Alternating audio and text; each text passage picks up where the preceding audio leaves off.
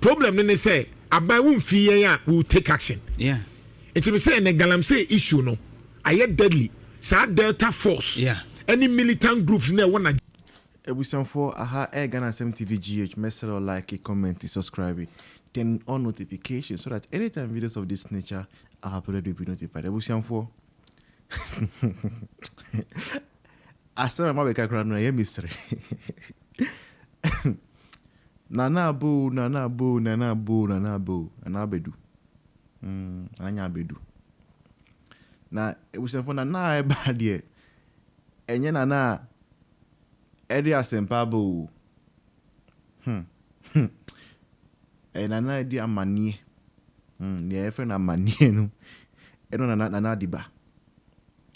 On say I believe that by the time you be hit by 2027, next 2 years, Ghanaians will all awaken to their reality that never again will in our life will we take an election for granted.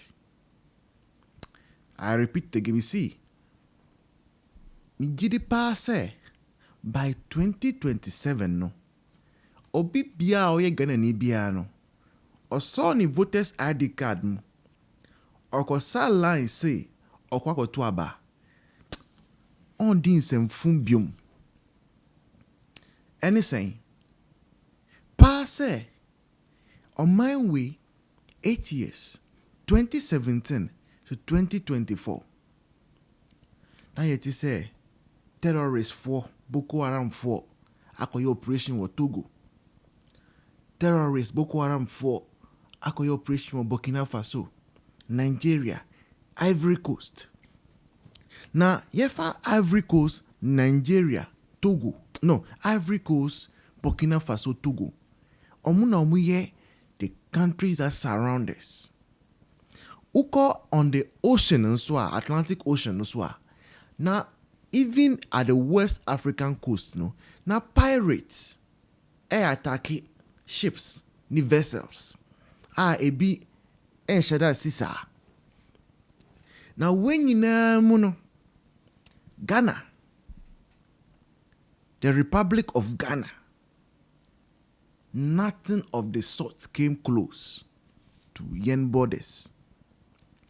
Bɔkɔ Haram 4 Oman to me crossing a border. Akufo-Addo resource police service, helicopters, military, ammo cars, weapons, training. Now US for almost every now and then. Now money a military for, now money cooperation, collaboration, now training, a boom. And our borders were kept secure for all those 8 years of Akufo-Addo. But when the time came for Ghanaians to show appreciation to MPP for bringing a leader like Akufo-Addo, Ghanaians decided to show us shege. They showed shege. Now Mufi say, yeah, Obio. Now if he say, yeah, Akufo-Addo. And Akufo-Addo already over 80 years. Now if you say no, now if you say Baumia, now your name say, ye enye denya Akufo-Addo will be on our diplomatic passport or a past president. Baumia past deputy, past vice president or diplomatic passport. Omo yiri nso sa. Ketsi are minding the mom for the position in which they have occupied. In Sasembi CNA. Baumia onantiko US embassy be mano. Oh ya visa mpo obeko Akufo-Addo nso sa. Na miniwe.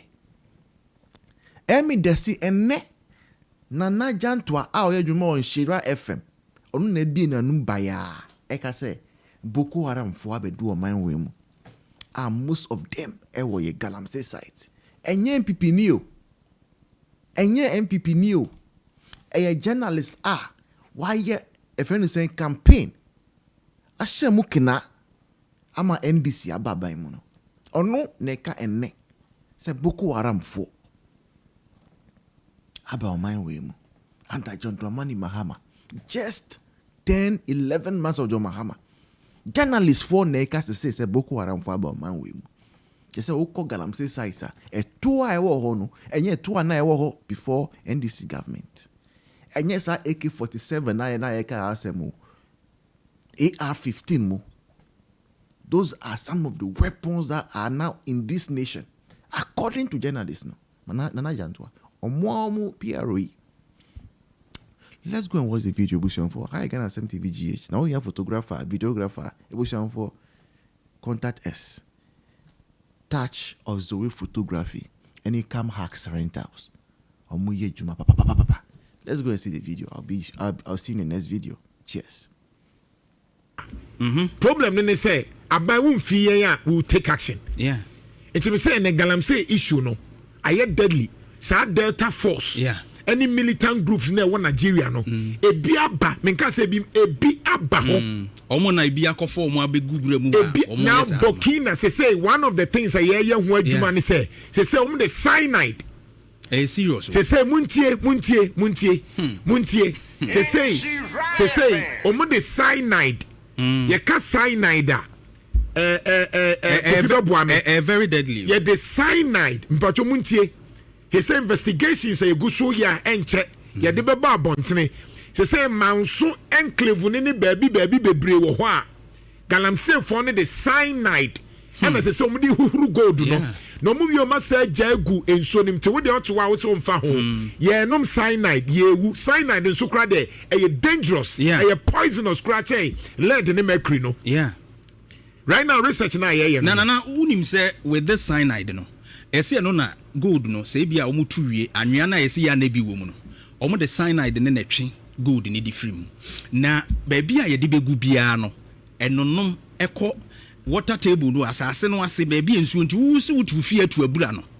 Cyanide no se memfa ne se ufie no okọ kwansin ba akobi na se ye tubi wo ho ana se be kwansin be enum na ye tubi wo ho a enonom fa asase na se ba nsuo na wotu ofie ho ni nyina nti se de wodi wani hu wa asase so no enye sa na nsuo na da asase ase ne te na cyanide no nom ko sa water table no a ubetu abura ofie na wo nom me say cyanide. And this is dangerous. Aba say cyanide muntie abusanfo mutie yen cyanide pato boame that effect of cyanide na nkofo ntie de eke eye poisonous na se si Ayɛka say because me krom pechi number 2 yi eche omutu GhanaNsem enti manso enclave ni amansie ne takwane na sefo nyina no excessive use of cyanide and as say ekoso and as say esipo into the water table and me say enche ye the research ne beba na nwanwan say na me yema hyeme wo me hu kakra no and almost say so far me ne expert ne twetwe nkomo no almost say higher than the normal. Oh yeah. Na unim say high dose no so dangerous. Cyanide ni be akomu a dose no wosoro a obetimi collapse at once. Cyanide cardiac arrest obetimi anyawu.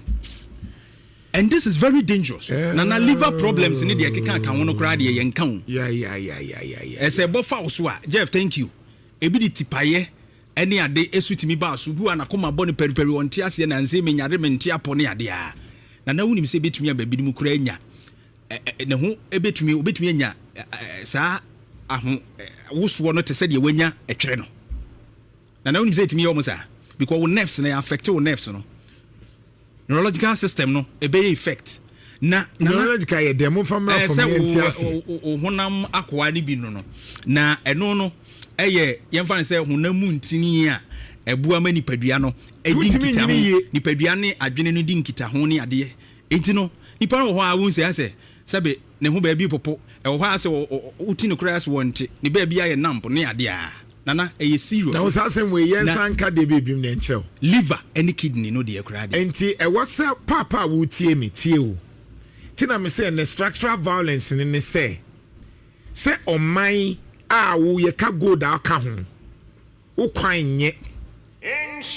Adwuma ni system ni mu. Enkrofo esu. Yetimi si ye kwan na yasa makwan na sa koso traffic. Enfuturo kunipa. Yeah. Enkofo hospitals enye. Yeah. She aferi mini ya nyame nkwankomu enye nyame ne ba mo nkomu kowi because of GhanaNsem activities inti Safari Hospital ne ye adwuma wo gidi senka e wose nkomu de umba kolebu kan say G Debbie Sasem when na de bia ye kan mo nhye dante ase na mo de you are only interested in who wins Afaria yera Mahama ye na akufo adon so beto aso wie ye a anka se nka nkofo bebre a mo problem no sebi nkom be ba ha yeah and then what is happening and then what is happening say people needed to die serious nkofo nya problem say na cyanide e koso nyina hi because GhanaNsem foi nyina hi manso omu te cyanide mu omu didi cyanide mu omu ye bibia cyanide mu eno abi no mu sade dua tosode no ebekọ kejete ne obekọ akoto intos ne nyaadoa cyanide nsuo enti ye ka untie yen structural violence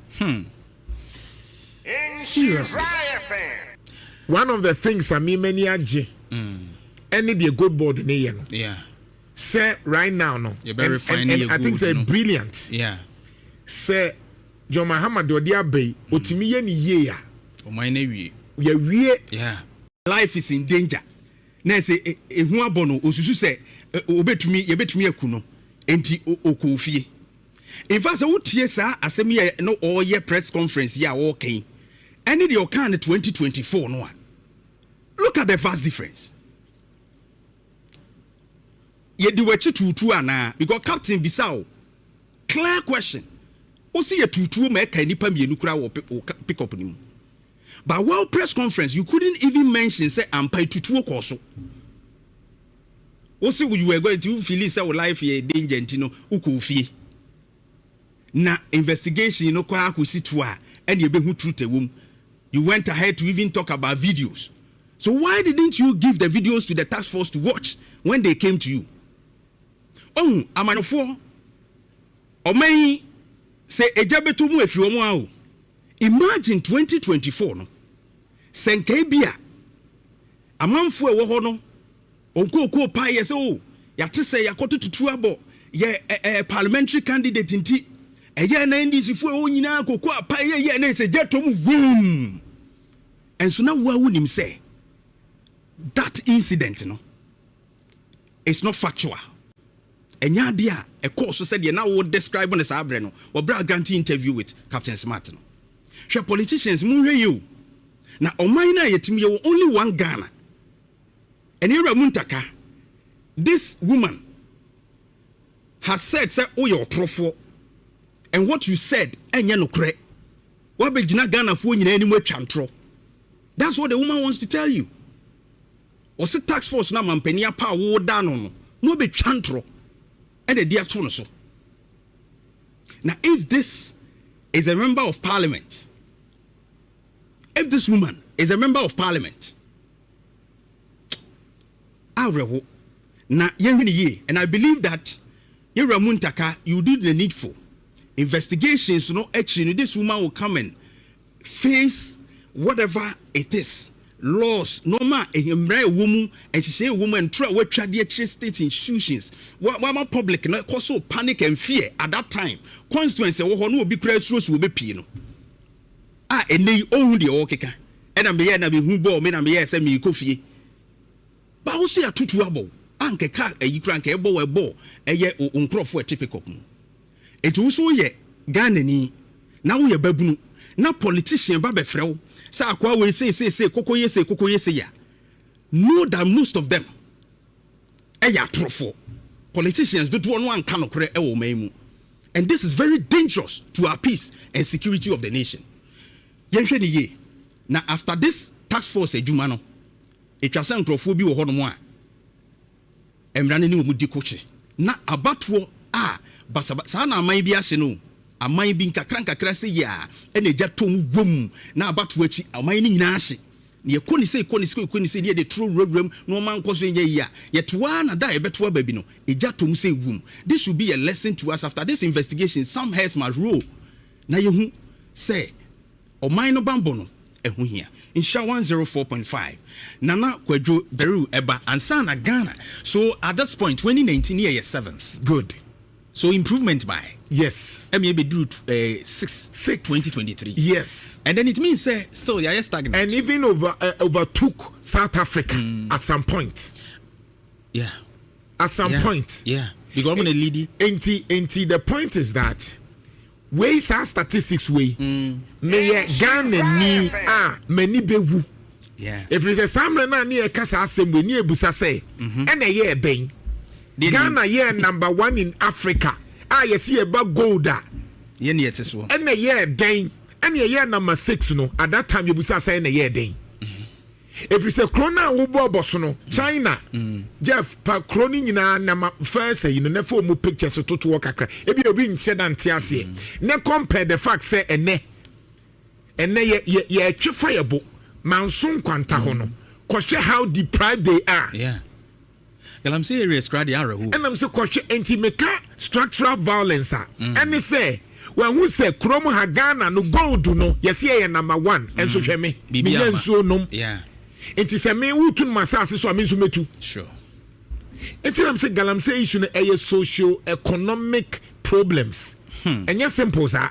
Until the moment me I say Ube managing ye because nipa 4 million now omunya bidino. Omususu say anka uwa by now ube timi akache se Ghana ye number 1 in Africa, number 6 in the world you know. Na mi kroma say obuase tantan she obuase obuase ofe obuase 2 gold Anglo gold 2 gold for over 100 years in obuase she the obuase aye neko South Africa neko South Africa the same Anglo gold na. And the youth employment crane opportunities are wo bie wo those countries in the more enti mantia no social mu say ebo na wo pan no ma me ntu minya kakra and no for problem ne ba no. Yeah. So you see in as much as say they be you protected the system no. Yeah. Abaya abako mampanyin kofo mampanyin JM ne na Akufo Addo ne o matena ase ama oman no ohia bamu. Yeah. Gold ni ye tu de gold ni ye de ye nyoma de ba nipo no no tim no hu se me krom ni ye tu gold nso menya so mfa so me so bekwa akopa bi. Say you discuss issues and discuss ni ye. Yeah. We a social challenge in any say semeti one ye catch them say kro we a kro be fa church me a fa momo ame odimu de to so ya momo ame be hwe kro na ye ka ho asem no enti obi wo manso obi wo setwi obi wo eastern region western region a o hwe sa nyoma we a one so be kwa GhanaNsem asem because nso here ska. Yeah, it's true. O jisika na o de be kwa kosi East Legon dan obi wo East Legon no ye GhanaNsem obete dan fefe mu onum nso pa bato ye GhanaNsem na excavator na ye ne dia because excavator 15 billion ne ho anwa wuntimi nto na wo boys yo young guys say 15 billion o ko fa free you get the point. Yeah. Shekro o de shekro na ye ka chom we here Russia na say we here mu we am be China ho no twasre yi enti say krona ye abubo so nyina so mu ye gold no krono anyini na de enwan so omo edi echi kra no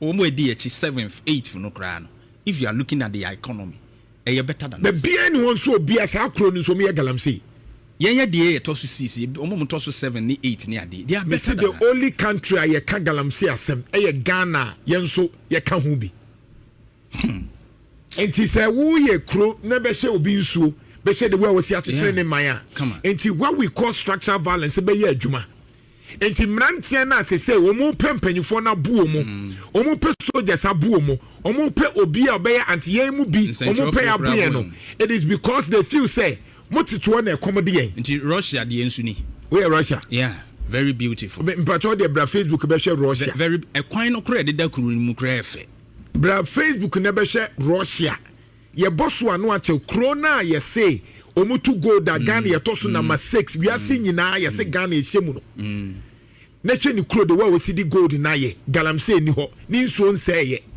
ye de no Accra to Kumasi road kra ntimi mfanye na ni pewu na wa de ya we see asise hwe nia very beautiful Ghana hank ya sese no kra nyam no aye basa enti we kire wo se nana ye betumi atu gold no bebre wa bra how bia ema wo enti gold no nye problem yeah but ya dream pone said yesi ye no na ye problem if we say na panyin ne ko sign contract no o sign say Anglo Gold for Newmont for Asanko for mo ye a monfa we mbrɛ me de aka de me ne ɔman no ene bedili to no ne ba obeto no concession wa ye na dwuma krogen aban ne gi sika na ɔde konkran no de akwa project enkran aye ho interchange na manso for brɛ na manso for ni nsuo na manso for ni eni saa nyoma no eti osori a ono so be se wo so no nsu didi enti galamsey activities no akratifo a wo mu wom enyina because of realize ya na me kro mu ne yetui ye the helicopter na kikikikiki aba betam ounces near the ko na ono what wa person o ye den obeka no ho so you see when we are talking about some of these things near sorry anopa ne ani abrea oti wana wo ani abre na wo kan ba umia ne hwan ne kan ne nasefo na wo ani abre na wo toto ayampia na di atem instead of you say e be kan bom wo kroma say enioma nkoye nipa be 4.5 million are surviving because they feel say o kasian stop galamsey na problem wo ho and it happened because una ma kwan into ohene ne hwa was na me kro nie na aban was the problem is aban wa aban na hyehyɛ adwumafo sure wa buy na sign contract say otimi fa 90 na buy na fa be 10 wa buy na hyehyɛ no hyehyɛ wie na ekomo dewa